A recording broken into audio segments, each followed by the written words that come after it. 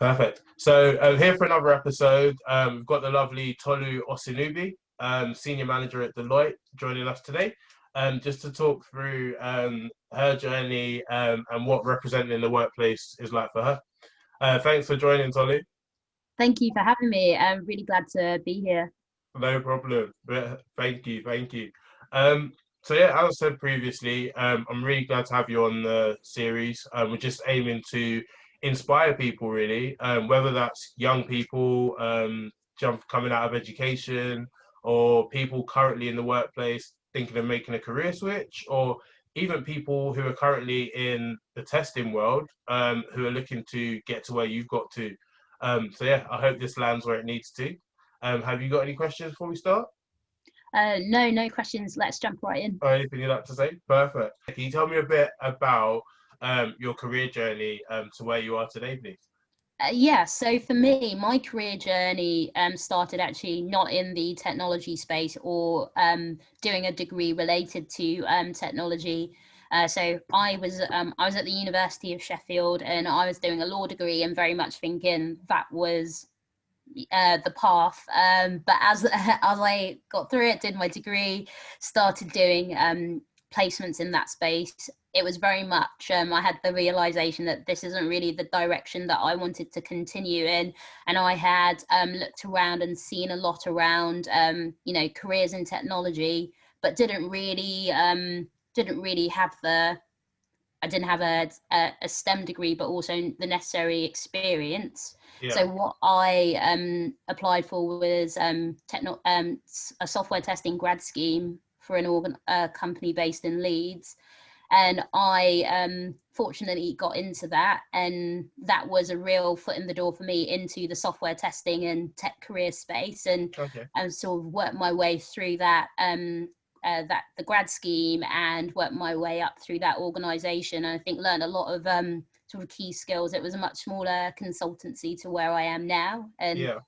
life then took me to London about 4 years ago, and also changed jobs to work for Deloitte. And I think now my focus, obviously still within testing, but focus with clients very much in the private sector consumer space, Okay. and work on testing delivery projects there. Okay. So I think for me, that takes me to the present day where I am now. Yeah. Okay. Perfect. So it's great to hear that you were on course to being a lawyer or getting into law, and then you decided to switch it up a bit. Um, so here we are today. What is your job title now? And so my job title now, I'm a senior manager within the testing practice in Okay. Deloitte. Yeah. Perfect. And what does an average day look like for a senior manager at Deloitte So I in feel, test? yes, I feel at the start of this year, I would have had a very different answer. But now, I guess within the context of COVID times, my day is probably not dissimilar to everybody else listening to this. That you have a lot of calls, or particularly Zoom calls or whatever platform you Yeah. choose to use. Okay.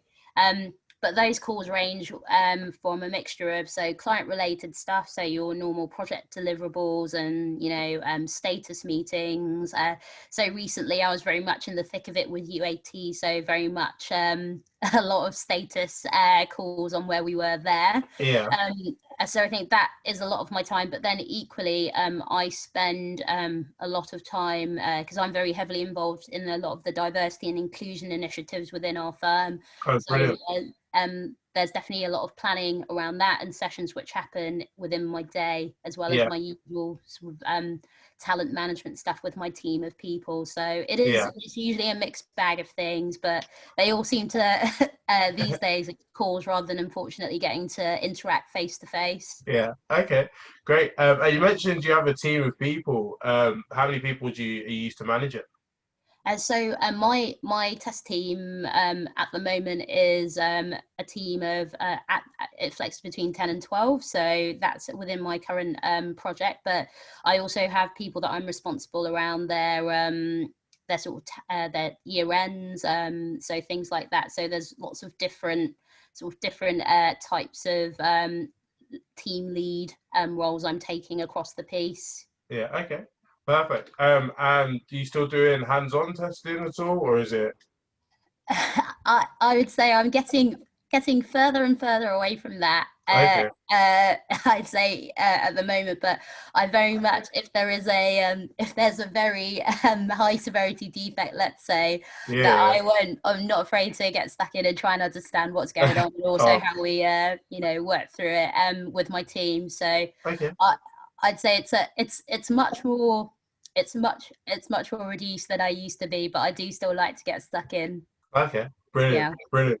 And how long have you been the in this profession? So from That's day one as tester to now, how long's it been?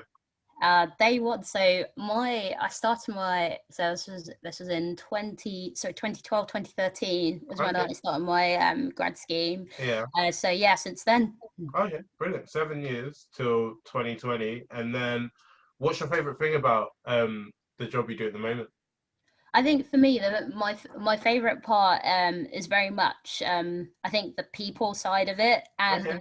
and I think the variety of people that I will come across. So we're very much in so the consulting business. Yeah. So you come across across the various test deliveries, different kinds of clients, but also that means different kinds of people. Yeah. But Yeah. equally, your job in there as a tester, there's some problems to look at and some problems to solve also as a consultant. So Yeah. I think that aspect of it I find I think really interesting, and there's also a bit I think the variety of the people you will come across, the circumstances, that really is something that interests me, because when you go from sort of piece of work to piece of work, that it Yeah. can really be such a different environment, different set of circumstances, different individuals. So in many ways you can feel like you're starting a new job every so often. Yeah. Okay, but that keeps it exciting, I bet. Mm. Oh, for sure, for sure. Yeah. And I Uh, think it pushes you as well, that if you're not comfortable with the idea of change, which to me is so important, just embrace it. yeah. It really pushes you to just be like that, because things are inevitably, well, in technology, inevitably things are changing at a very fast pace. It's just how Yeah. you make sure you're moving along with it. Okay, cool. I know you touched on it earlier, at the beginning, saying that you were on course to be a lawyer, pursue a career in law. So what made you choose the path specifically of software testing, when tech is such a varied space? Well, I think for me at the time, it wasn't necessarily that I had a specific direction that I wanted to go in, other than I want to find a foot in the door into technology. But then reading around sort of the various types of roles, so looked into stuff around being a business analyst, strategy work, that sort of thing. I would say when I was applying, the organization at the time that Hmm. I applied for, I really liked the sound of their program, and also they were certainly my favorite interviews when I went through it, because Yeah, they were very much willing to at the time they were very comfortable with the fact that you didn't have that necessarily tech experience, but they wanted just your attitude to be right. And then yeah, they would almost be like, we can work on your experience and attitude on that part, because that's the learning piece. So yeah, that really pulled me into sort of embrace the software testing route. So I wouldn't say necessarily, and I think the same might be true for a lot of testers when they got started. It wasn't that I want to be a software tester and this is my life route. It's very much something that you've sort of been sort of pulled into, and yeah. you've seen, and your experiences have pulled you into. Okay, cool. Thank you. And are there any other things? I know you said, or you touched on it twice, that you were pursuing a career in law. Um, is there anything else you considered before making the switch to tech? I'll try to think about it now. That I would say actually no. That so my my background is Nigerian. Yeah. So I'd say if you ask my mum, she would have said being a doctor, a lawyer, or an engineer. Those were other options. Yeah. So, but I think for me personally, it was after sort of getting through the degree, it was very much coming the other side of the degree. I could do anything with this, Yeah. but what I want to do is something that kind of shapes a career path or a set of career paths for me. Yeah. And that's Okay. why really technology stood out as just a broader path. But then when I looked more into it, it feels like the doors opened for me down the technology, the software testing route. Yeah. Okay. Brilliant. And then I'd like to move on to talk a bit more about being at work and in the workplace. Mm. So, first question around that is, what and who do you feel you represent when you're at work? So the first thing I'd say with that for me, I think representation is just so important in the first place. And Hmm. I think in my career, it's not necessarily been the case that at my senior leadership levels, I have seen that person that I would say represents me. Yeah. Because I think, as we all know, there's a lot from technology. It's a very much that particularly Black women are very underrepresented. 100%. So it's like, no, it's definitely a fact. But I think for myself, I have very much been about I want to represent people like me, Yeah. and as a leader, I want people to see that my journey, although it might have been sort of challenging and not seeing the representation, that for people coming after me, it's Yeah. going to be a lot easier, and the challenges that I might have encountered, I can help them either not encounter, or at least they have let's say a workaround, so it's a lot more easier, because inevitably some of these things aren't going to go away. Yeah. And I was at a conference, I think it was last week, and it was Dawn Butler speaking, and she was saying that um, for when we talk about taking a seat at the leadership table, that don't just say you're taking a seat, you bring a chair, make a few spaces, Yeah. whatever it is you need to do. And I think for me that really resonated in terms of who do I represent. It's about people like me, but also making sure that you create that space and bring some chairs so that they can be at that table too. Yeah, 100%. Really, like it's clear that you're a trailblazer within this space, and you're trying to open doors for those who are coming after you, and I'm sure they really appreciate that. And I hope this video lands with them so they can see the excellent stuff you're doing. And on your career journey, then, and whilst representing Black women in the workplace, are there any stereotypes that you feel you'd had to disprove while being at work? So with this one, I think due to my sort of intersectionality, so I think I'm not just Black, I'm also a woman. Yeah. That there are inevitably a lot of presumptions which would work against me or have worked against me. Yeah. And I've had people say, oh, you're so calm, or oh, and quite relaxed, as if Yeah. the opposite should be that I should be the opposite, and that's the default, which is strange anyway. Yeah. Or awkward times of, I don't know, people trying to fist bump me or things like that.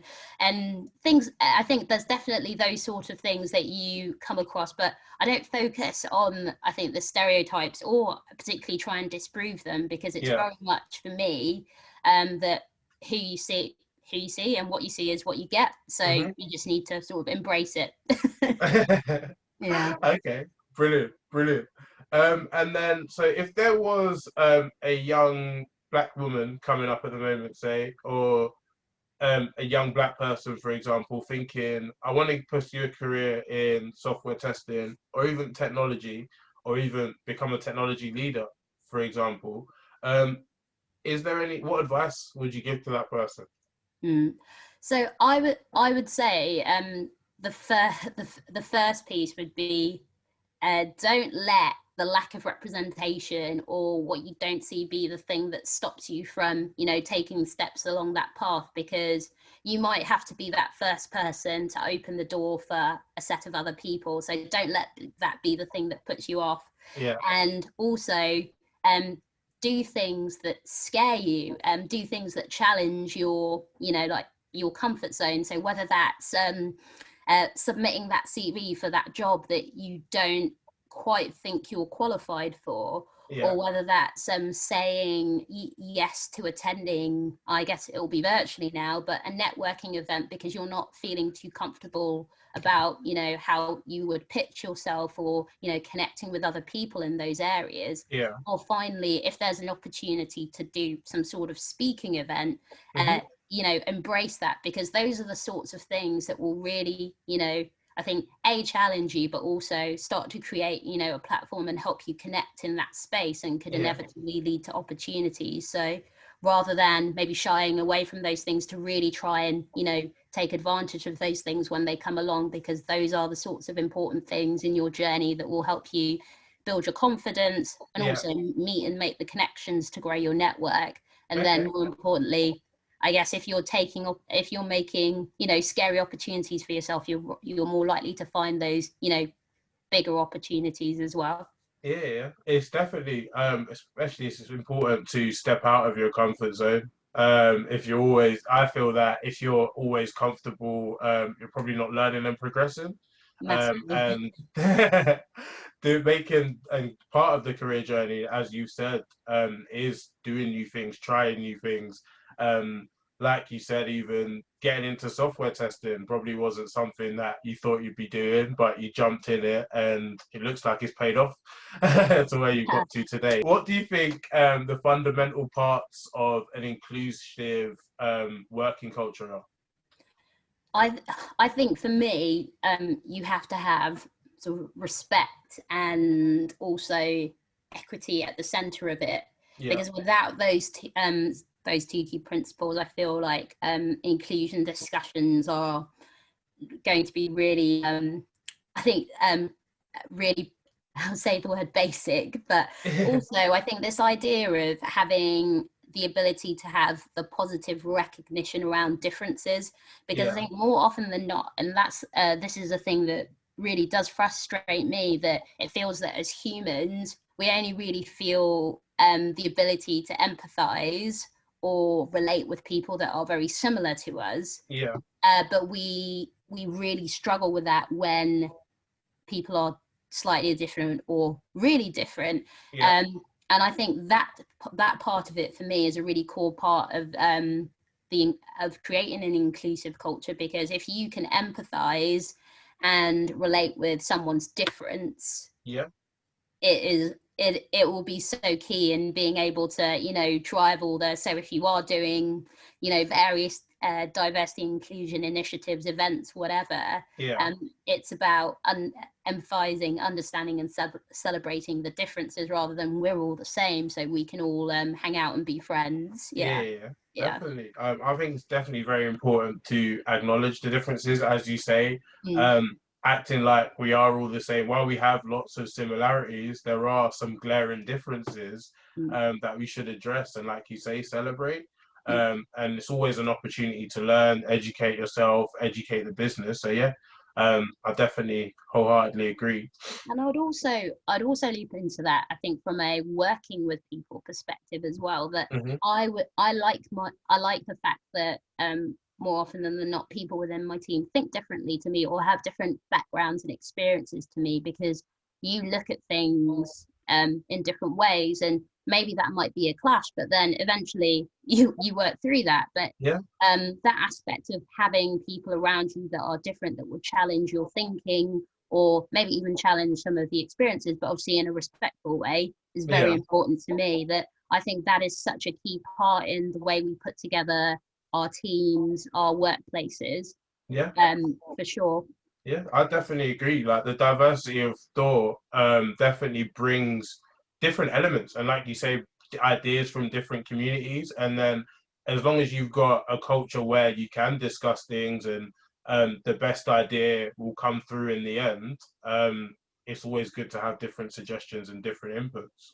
Um, And I think a final point on that as well is, because I think a lot of people talk about this within those conversations, that they're very afraid of saying the wrong thing yeah, or doing the wrong thing. And I will always be with people in my team that I always gauge everything by intention, or yeah, people around me. So I would encourage everyone, obviously, to be the same. That if you create that open space where these conversations can happen, which might be difficult to start off with, but the first time you do it will mean the second time it's much easier, and you Yeah. create a bit more of an atmosphere where people are transparent, but also will be able to, speak their truth, whatever that may be. And I think Yeah. that's such an important part of an inclusive workplace, but also just more how you kind of put together cohesive teams. Yeah, very Yeah. true. Very true. I agree.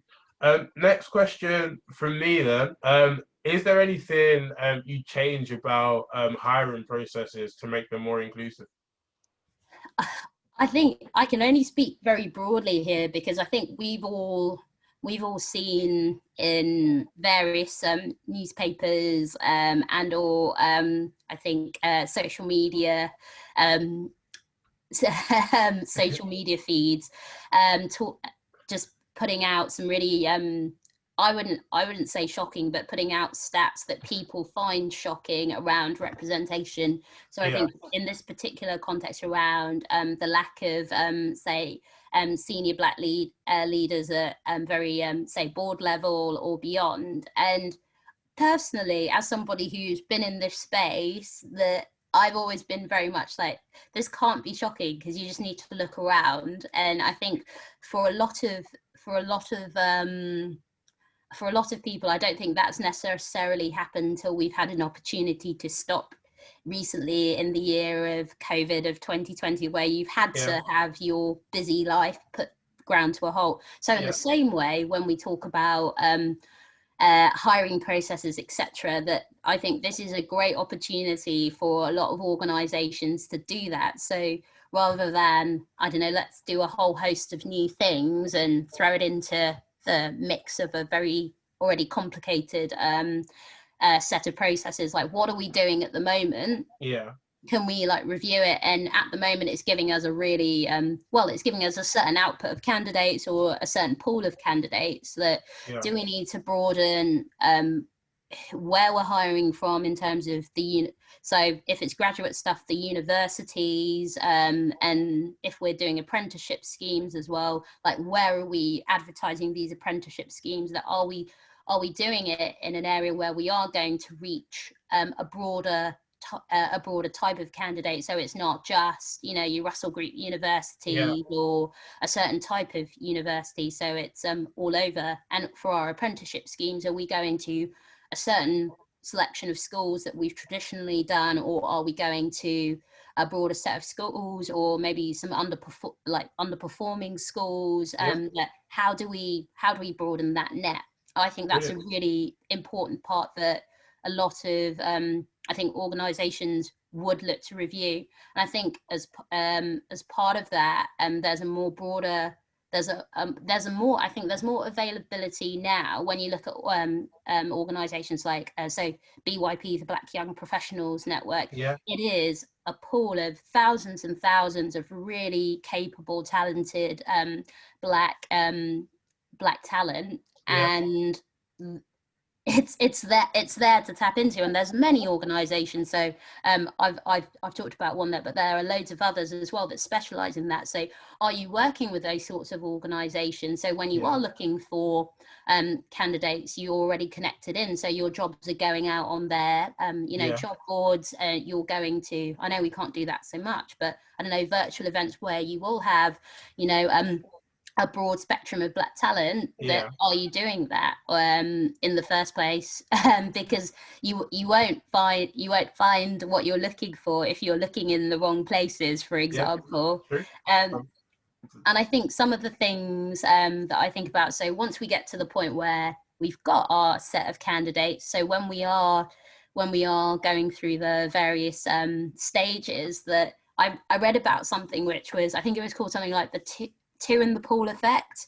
It was in the Harvard Business Review, that even just by having, so I think it was saying that even just by having at least 2 female candidates in the final pool of something, it increases their chances by something like 79 times. And I think they said with ethnic minorities, even by just having 2 in the final stage, it's something like 100 plus times or something of getting the role. So if we are understanding maybe some of these things, and also researching about these things, that if we start to apply these I would say these guidelines into our practices, Yeah. we would certainly get to the place where I think a lot of organizations are trying to, are trying to aspire to, or trying to get to, for sure. Yeah, okay, brilliant. Thank you so much for that. There's definitely some useful information there that I hope is taken on because it is definitely something that people are trying to make the business more inclusive at the moment. But I think on this inclusivity, diversity, those kind of things, we can always do better. Yeah. So it's important to listen and learn. And what you've just said there is definitely something that a lot of us can learn from. Now I'd like to be a bit more specific and give you the chance to big up your current company a bit. Is there anything that you find that Deloitte do well to promote diversity and inclusion, or an Yeah. inclusive work culture? Oh, absolutely. So I think as an organization, it's huge. So there are a lot of people with a lot of things to bring, and I like that. Particularly in the inclusion space, there is I guess a framework or space for that to happen. So what we have is we have a strong set of diversity networks. We've got a multicultural network, a Black network that launched recently, Globe, which is our LGBTQ plus one. We have a Hindu network, so lots of different kinds. So it gives people, if you want to engage with the various diversity networks, there's lots of ways to do that, and those networks run various events across the year. But also as a firm, we run a lot of so they'd call it the inclusion calendar, but a lot of events which focus on well-being and also resilience, because that's a really important I think piece that we can't ignore. Yeah.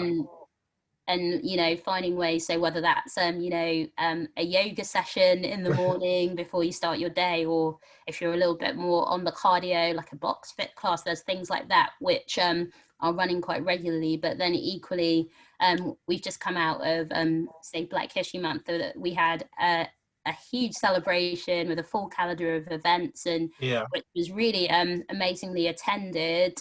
So I think for me, there's so much that's going on in the inclusion space, which is such I think such a great thing, that you can constantly engage with, attend the events, whether it's more a bit of fun or an education piece. There's the different areas that we cover, but I think as well, something that has been a real important part for me is something that our firm has so it's something that's like publicly available, around the commitments we've made around our Black Action Plan, around understanding and improving the experience of Black colleagues at the firm. And there's very much commitments around various targets to address the lack of Black representation at senior leadership levels, but also specific D&I initiatives that prioritize sort of Black colleagues. And that's something that's happened with a lot of work from various people across the firm, and it's something that I'm really proud of, and I think is a really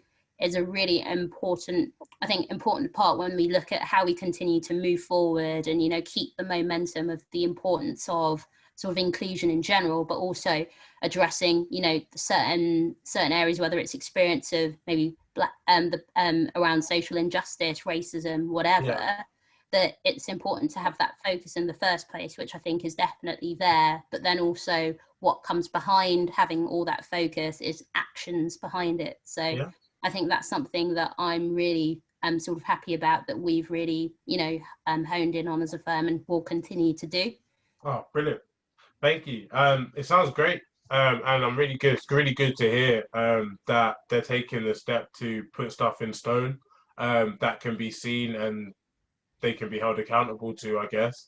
And also that they're making the effort to prioritize Black colleagues because of what has the issues they've previously faced and what's needed to correct those issues and bring back the level playing field that everyone wants to see. So yeah, and then I'd also like to say, you spoke about the BYP earlier, which I believe is a network for Black young people. Yes, yeah, it's Yeah, the Black Young Professionals Network. So it's essentially and anyone can join, and it's very much a way of Black people connecting to make business connections, but also they advertise jobs there, and yeah, they host a conference once a year as well, where they have a whole plethora of speakers. I was fortunate to be able to get to go to it. It was the 30th of October, if I remember correctly. yeah. You Okay. had some amazing speakers. You had like Diane Abbott, I'm a huge fan of, Dawn Butler, Yeah. David Sugar, and some other people within tech. I could talk about it for a long time. Are there any other organizations or companies you'd like to shout out? I think I'd also like to shout out as well. There's an organisation, YFYA, which is Your Future, Your Ambition, which was Hmm. founded by Dr. Rashada Harry, and Yeah, it's very much about helping build, diverse talent within.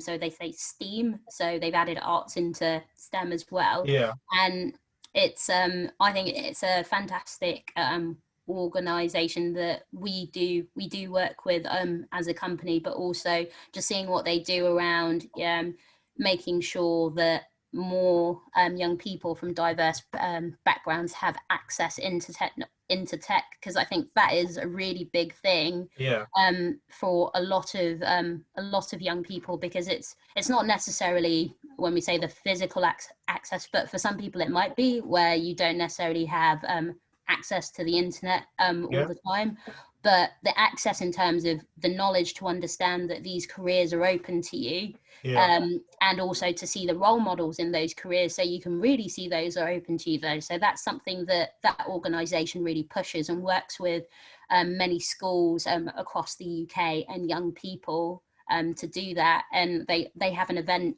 coming up soon, actually, where they'll be having various workshops for different young people yeah, to attend and really start to understand that a career in STEAM is something that they have access to, and hear about all these organizations and what they do, and also how to actually access them as well. So I think that's yeah. a really big thing. And I think the more of that knowledge that is Hmm. generally available to young people, I think that will really help continue to, that goal around building, diverse talent within the industry. That Yeah. will really help. There are a lot of individuals that do a lot of work. So say like yourself, Thank in you. this space, who are not necessarily backed by a huge organization or a charity, Yeah, where yeah, they want to make a difference in their community and also showcase access into the tech industry. So it's not just the big organizations, it's the individuals who are doing the work, thank you. which is very important. Brilliant. Thank you. Really appreciate that, Tolu. Yeah, that was my last question. I just want to say thank you so much for joining me on this.